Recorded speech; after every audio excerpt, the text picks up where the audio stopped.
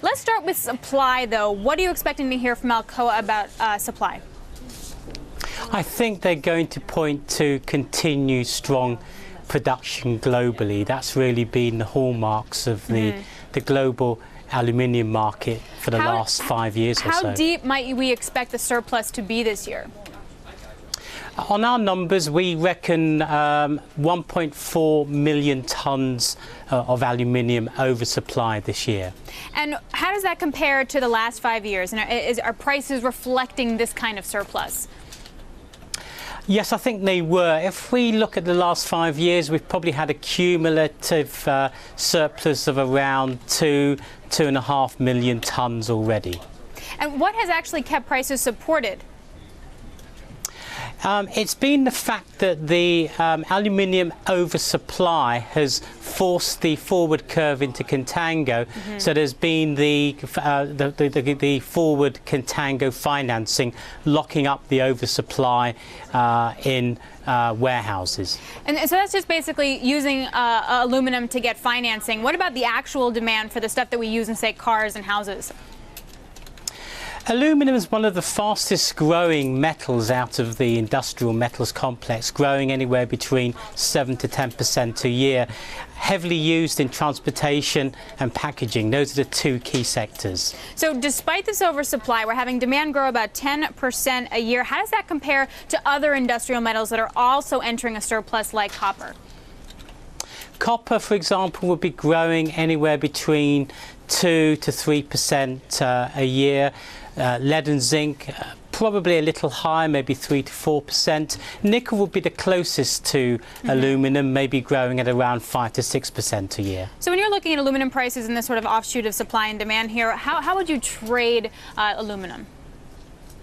Well, we actually think the downside is limited because the price has fallen to the cost of production. So we think the downside is limited. There is scope because of strong demand for prices to rally. At the same time, we think that copper's moving into a surplus, maybe can fall further. So we quite like a short copper, long aluminium trade, maybe for the next 3 to 6 months. So, Adam, not as necessarily bearish on aluminum. It's more a supply versus demand problem for prices. Yeah, and very specific to the individual metals. Joe Tanius, again, strategist over at JP Morgan Wealth. I'm curious, industrial demand for commodities, what's your take?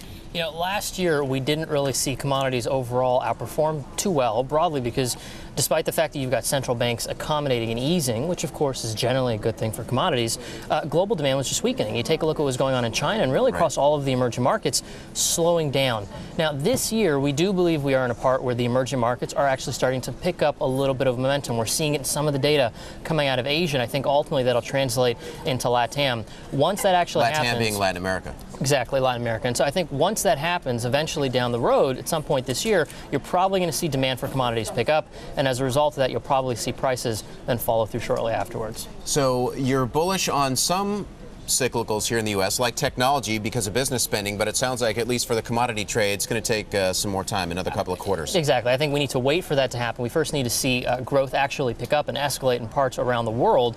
And from there, I think industrial demand for metals and aluminum and things of that nature will actually start to pick up. And then you'd buy the commodity stocks. Alex? Adam. Robin, I want to ask you a final question here on the aluminum financing that you alluded to. How critical is this for aluminum demand, and what happens when it disappears? What's the downside risk? It's very critical.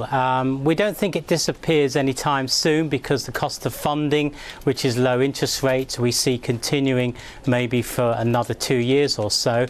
But when US rates start to rise, probably towards the 2, maybe 3%, that could be the end of this financing trade. Therefore, the risk is a huge amount of metal finally reaching the physical markets, possibly pressuring prices significantly lower. I'm going to squeeze in one quick question here. With aluminum demand about 7 to 10% a year, what can we extrapolate in terms of the global economy, the health of it?